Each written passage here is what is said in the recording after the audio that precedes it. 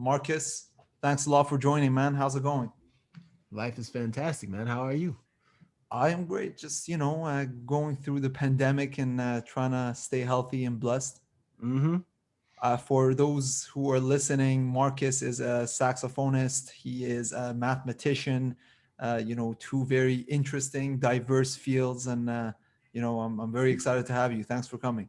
Man, thanks for having me. It's a fun time to be on. Of course. So for those who are listening, can you kind of contextualize, give us your background, what it is that you do, and we can get started from there. Sure. Let's see. So I played a saxophone.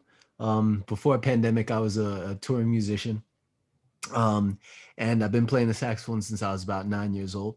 Uh, I um, I got into math because I was always kind of interested in math.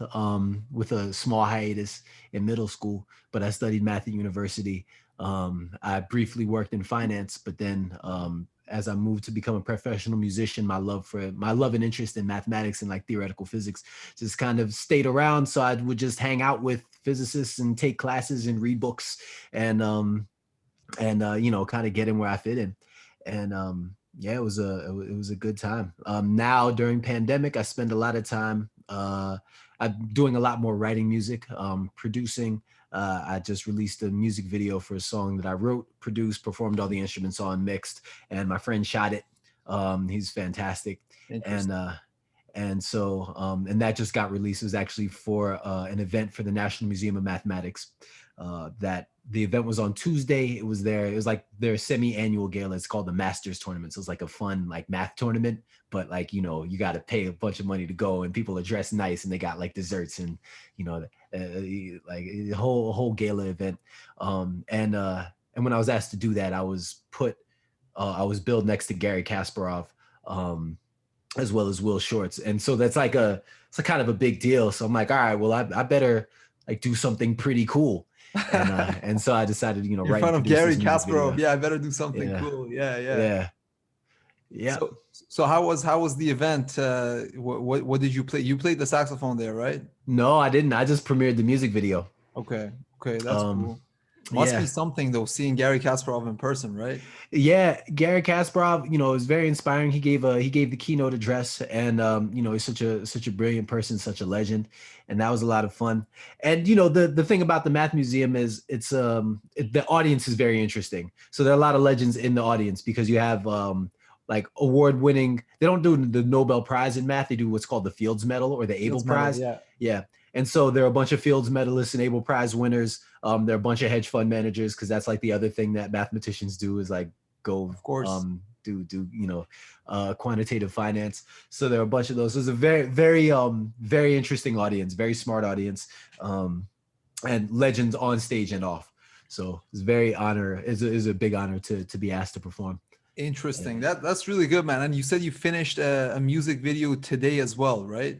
Yeah, I just released it. So that was the video that I That prepared was for the the video. event. Okay. Yep. And today I kind of I just put it up on the internet and started telling Well, people about congrats, it. man. That is really cool. I want to take a step back just to ask you this as well. So why the sax? So how did you get into that, the saxophone? Yeah, I got into the saxophone. So my father played the saxophone in university, and he was never professional, but he always liked music, and two, he had a saxophone in the house. So in fourth grade in the little school system I was growing up in New Jersey, um, they ask you to play an instrument, and instead of having to buy or rent an instrument, he said, well, let me just go up in the attic and get the saxophone repaired, and I'll teach you how to play that. And so he taught me a little bit of that before the first day of school in like August. And then in September, I came into school knowing how to play tequila, and the band director thought I was gifted and offered me lessons after school because I was just a little bit ahead. That's cool. So you must have been really cool in schooling because you knew how to play the sax. No, I was a nerd, man. What do you think? I like math. I was hanging out with I was hanging out. I listened to like jazz music exclusively, which wasn't that cool back then. I and I was, I was also good at school. So, depending on which school you go to, Yeah, that plays out how it plays out. it depends how you're cool or not. That's true. Yeah. That's true. So I I was listening to your TED talk, and I I have my own kind of thoughts about what you were talking about. Infinity times infinity is infinity, and the whole Yeah, concept of, really trying to understand the beauty of and the complexity of math through music. And I just yeah. want to say, that part where you were playing the contemplative music, I actually got goosebumps, man. It was Oh it man, was thank you. something. There was a lot of emotion in that piece, or in that, what do you call it? Do you call it a scruff? No, yeah, it was just a little it was like an interlude music. Yeah, yeah. Um, So can you tell me about that TED Talk? What do you think about that? What's the general idea and philosophy that you were trying to convey by linking math with music, which is very interesting, because I think that they're two very different fields, but at the same time very connected. And I wanted to get your thoughts on that.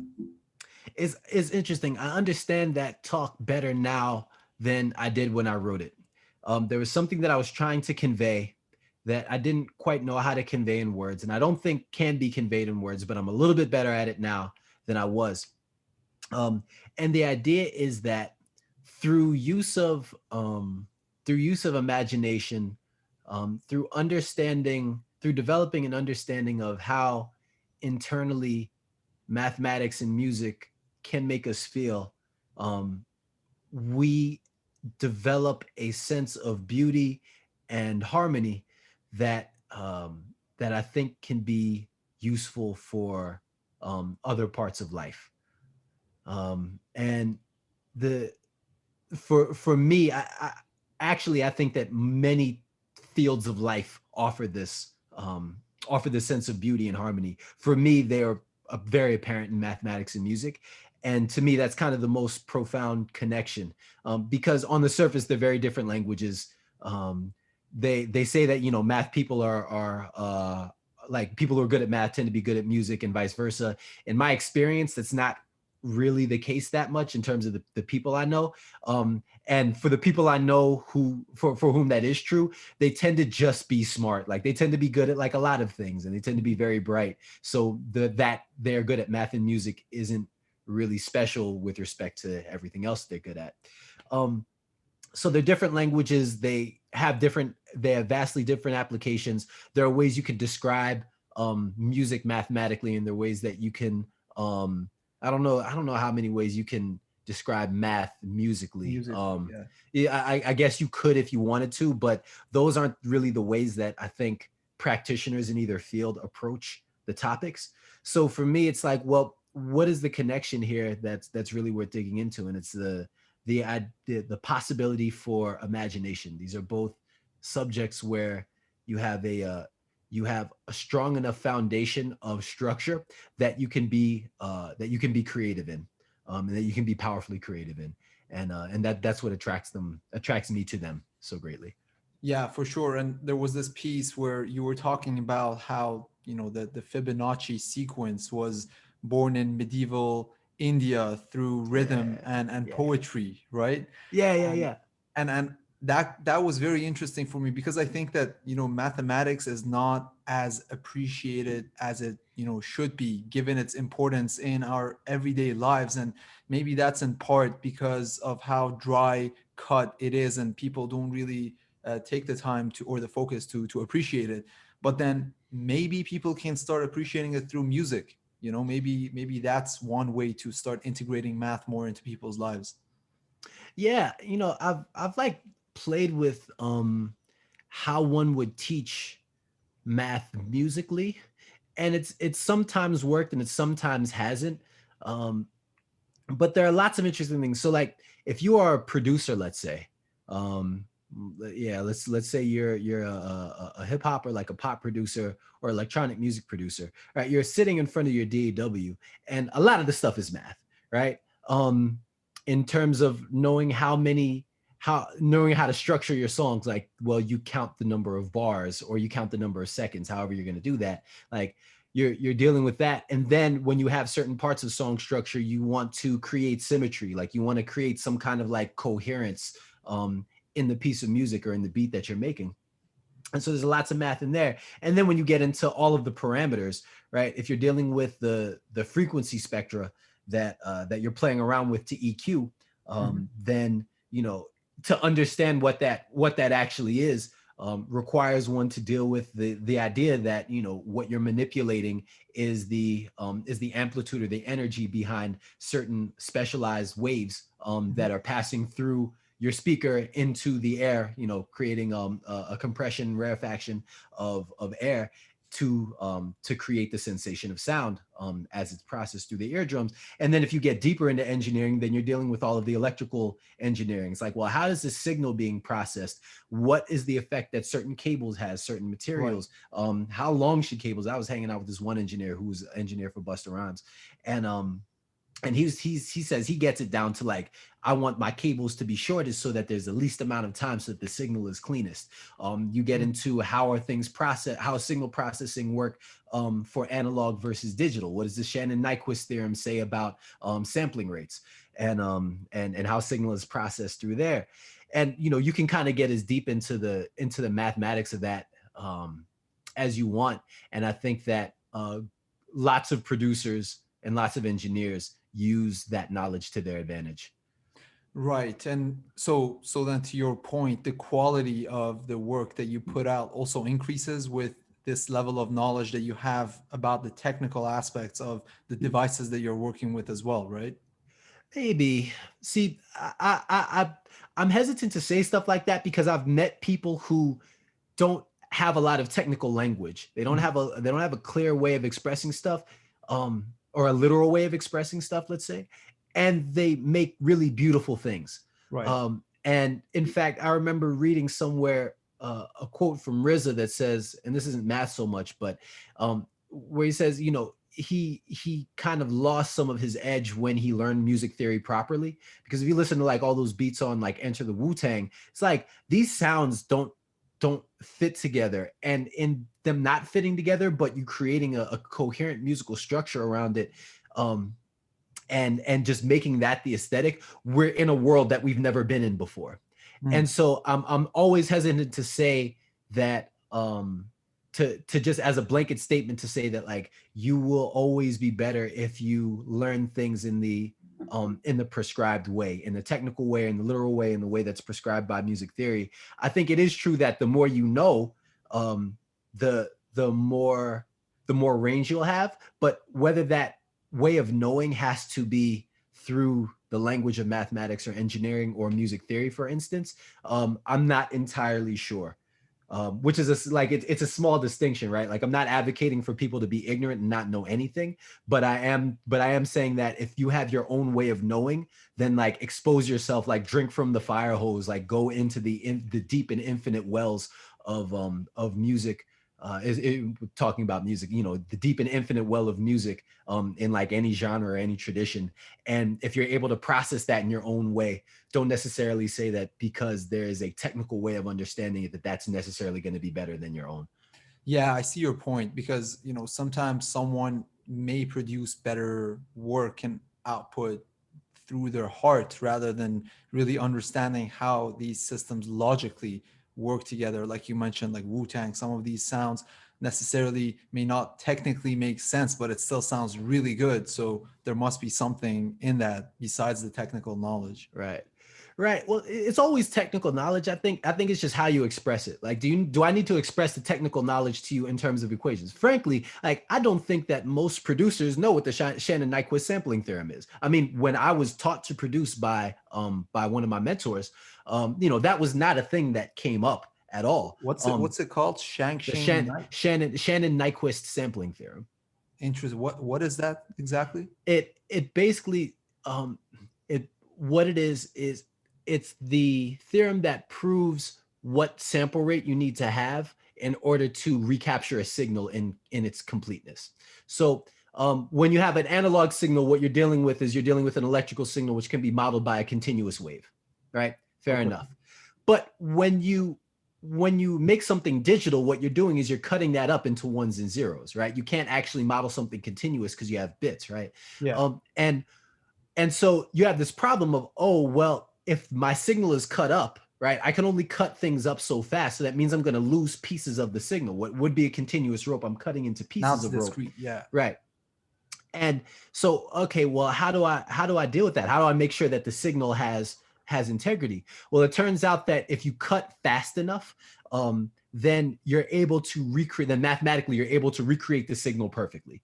And I actually don't remember the details of the proof right now. There was a day when I went through this because I was very interested in the signal processing, so I can't really describe it better than that.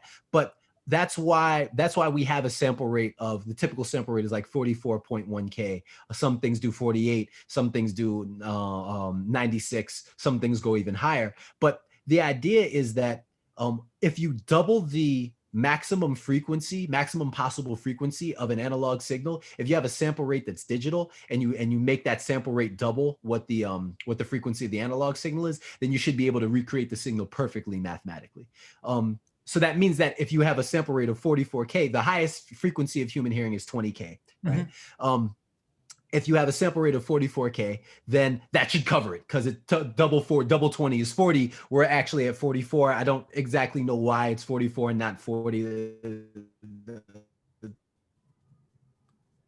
Interesting. So, hours or two or something like that. But then like 48 would like overdo it, or 96 or like higher sample rates. And what people saying is like, well, when you get to 96, you're able to get these air frequencies, which are felt and not heard, like at like 40K or things like this, which which engineers will debate endlessly about. Like, is that thing there? Is it not? Like, I don't know. Is it being processed through your speakers? Are you feeling it if you can't hear it? Is this just in your head? Like, I don't know.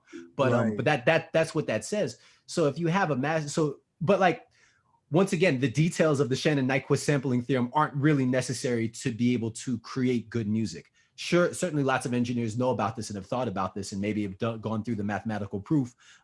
But you don't need to know that in order to make good music. And that's what I'm talking about. It's like, what do you need to know to make things beautiful?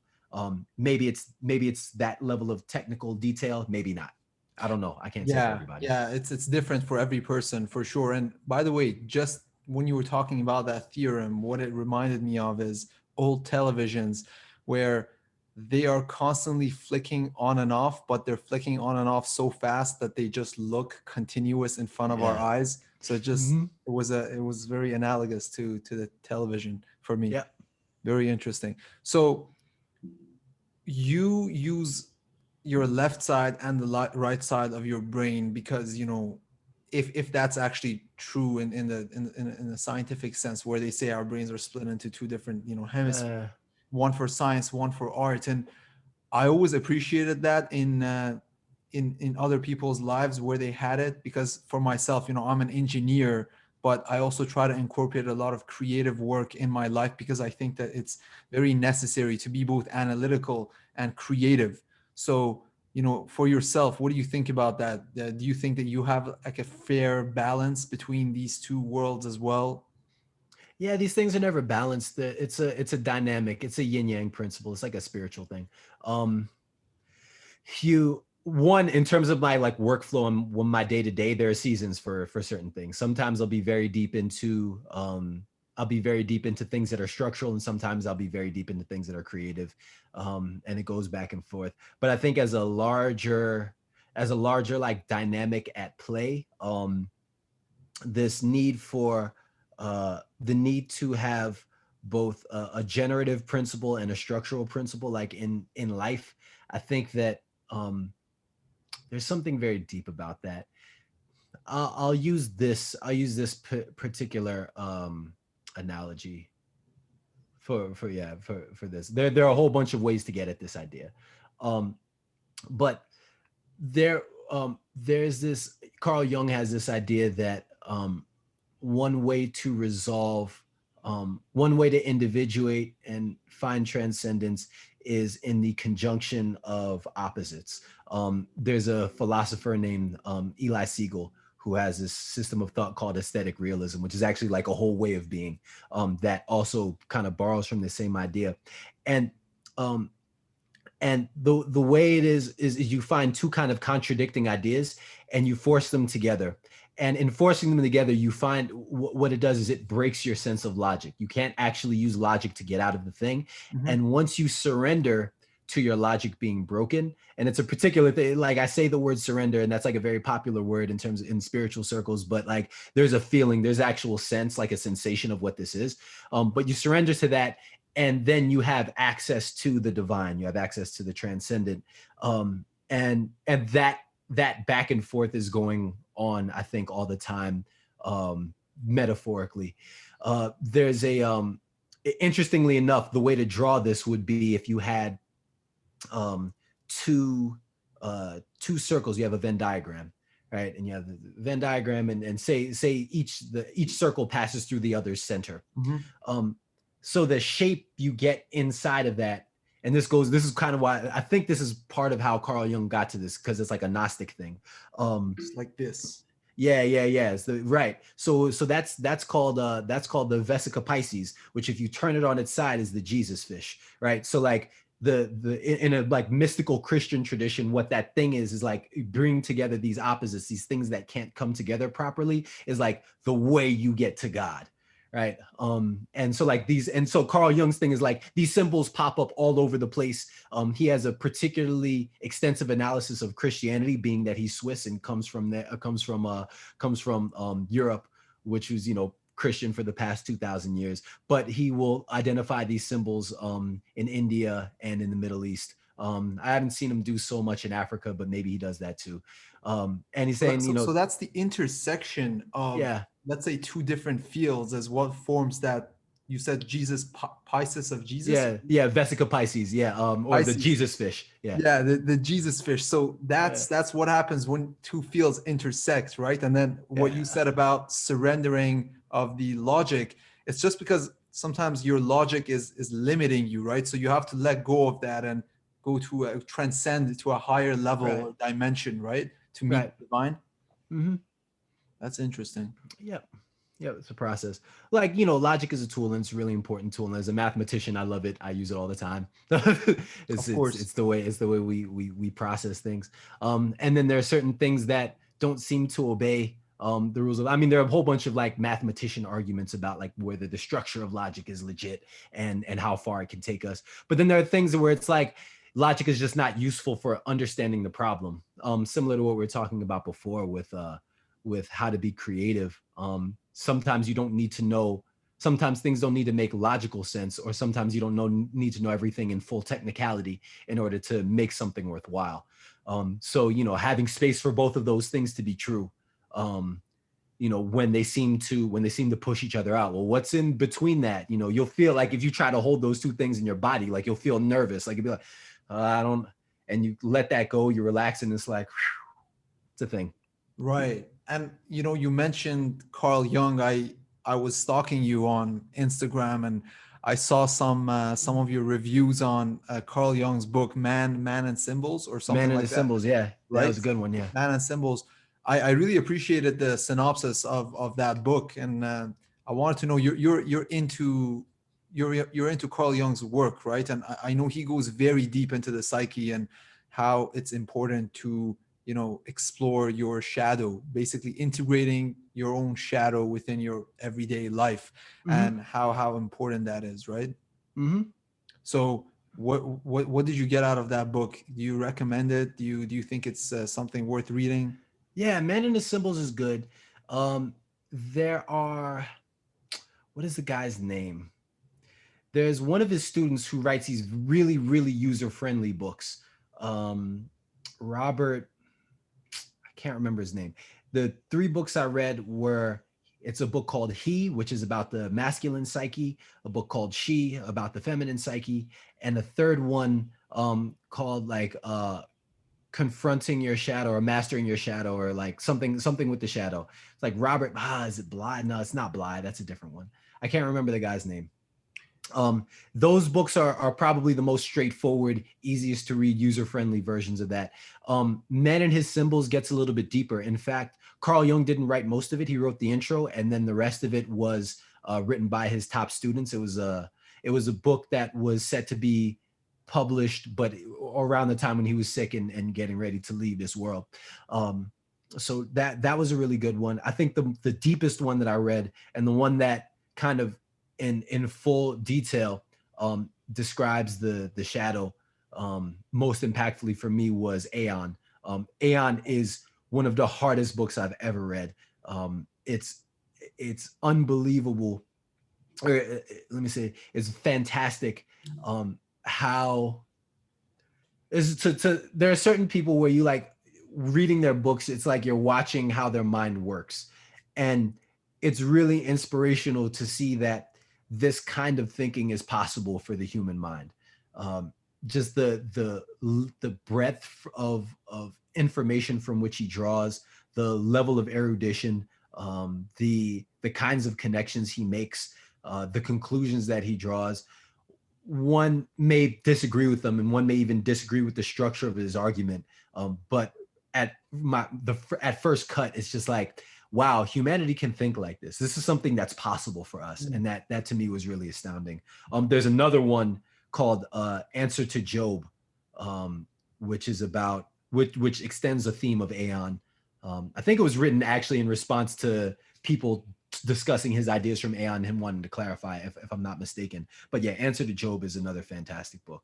Can you imagine, like, people are talking about your book Aeon, and then you go on to write another book just to reply to people? Yeah, That's crazy. Like that's how hard you are. Like you got to respond. Like people put out a diss record, and you gotta clap back. Like what is this? But it's like 300-page books of like mysticism from all ages and like in several languages. It's like, bro. Yeah, Levels. he goes hard for sure. Carl Jung goes hard. He's one of Yeah. Jordan Peterson's inspirations as well. Oh Jordan yeah, Peterson yeah, yeah, yeah. always talks about him. Mm-hmm. Mm-hmm. So, Marcus, let me ask you this. I know that you also had an opening for Oprah's event. How was that? Oh yeah, yeah, yeah, yeah. I was on the 2020 Vision tour last year. At the beginning of the, I guess, yeah, around this time last year, I was in California hanging out with that crew. That was a lot of fun. I was there with, so she had a tour last year. It was in partnership with WW, which is Weight Watchers. Their new branding is WW, and the basic idea of the tour was Oprah going to different cities in the country and being extremely inspirational. I think the best way to understand it is like Tony Robbins slash mega church, but not as much Jesus as a mega church would have. Okay.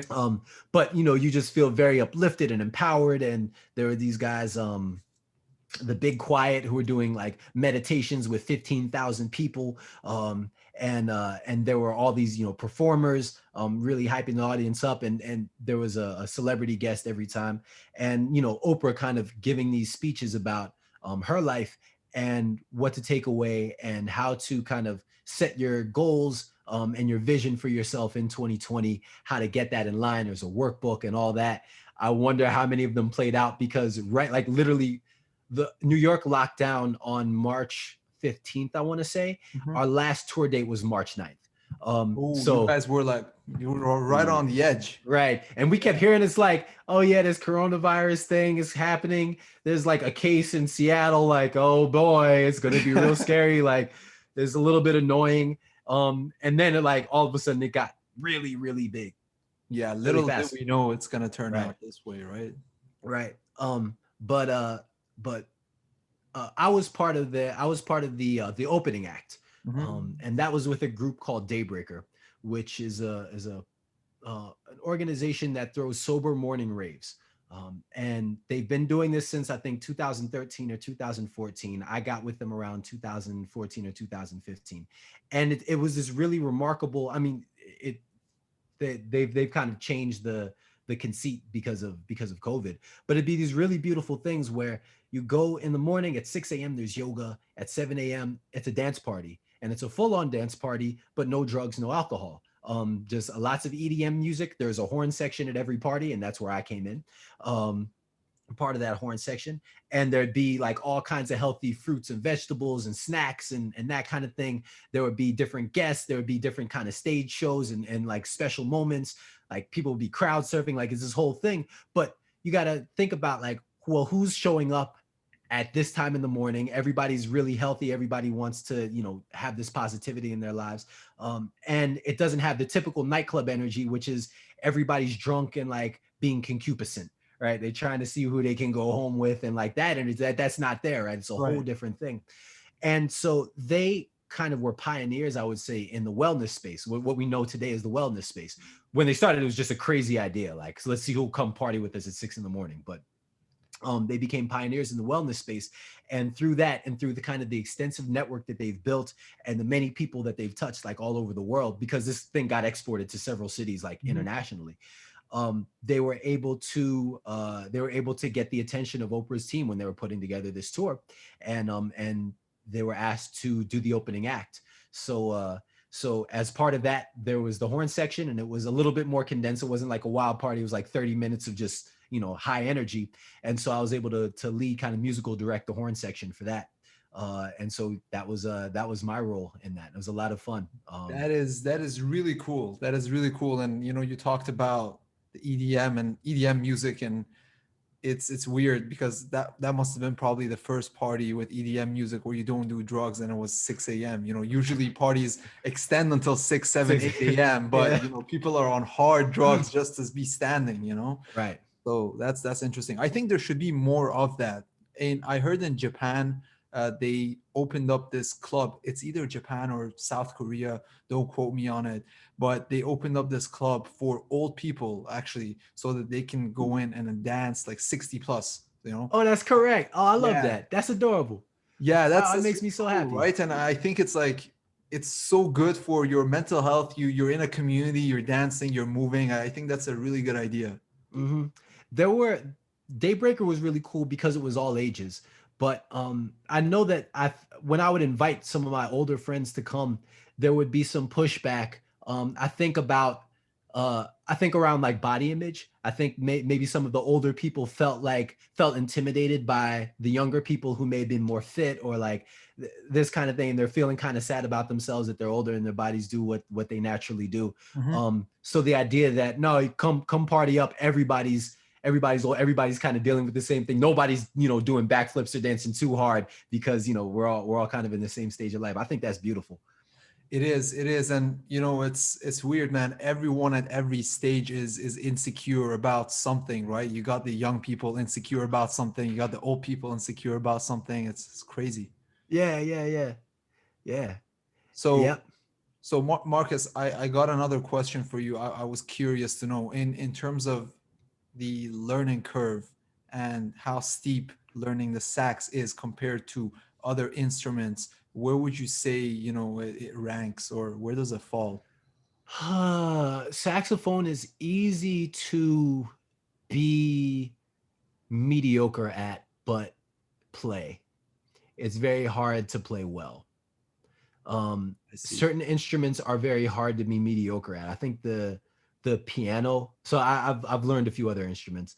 The um and there's like a higher bar to even getting a good sound or being able to make something that passes as music on a lot of instruments. For me, I think the hardest instrument is guitar. Guitar, huh? Guitar is the hardest, and I know, and it's like why like so many people play the guitar as one of the most popular instruments. It also like has its origins like in like all over the world. Like everybody has some version of like a string instrument that you pluck, and like that kind of thing. So it shouldn't be that hard. But for me, the first string instrument I started to learn was the bass, where the math, all the strings are tuned equally distant. Hmm. And so I learned it by shapes. I'm just like, all right, here's what this shape is. Here's where my finger should go for this.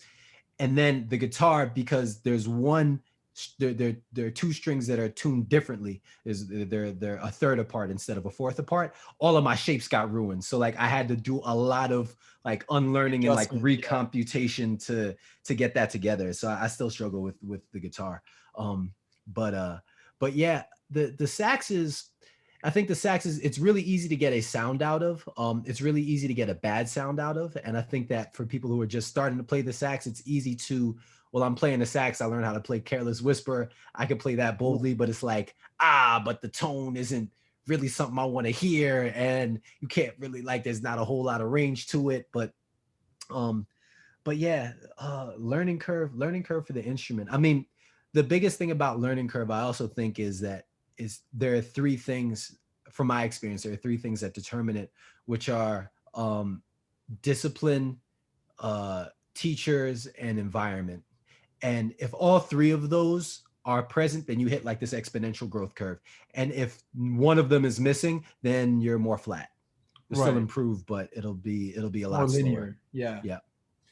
That's cool. That's cool. I was curious because usually with instruments, it's not that easy to learn, especially as an adult. And when you said that it's easy to be mediocre at it, but it's hard to master, it reminds me of skiing because skiing is Mm, also easy to be mediocre at. But then if you want to, know the ins and outs and the little details, then it takes a lot of years to master. right, right, right. Interesting. Well, Marcus, we're at the 35 minute mark. I really just want to thank you for, coming on. It was a pleasure talking to you. And I know you're also very busy, so I really appreciate, you putting the time to join me. Yeah, man. Fun times. No worries. For sure. Thank you, man. Talk to All you right. soon. Bless. Take care.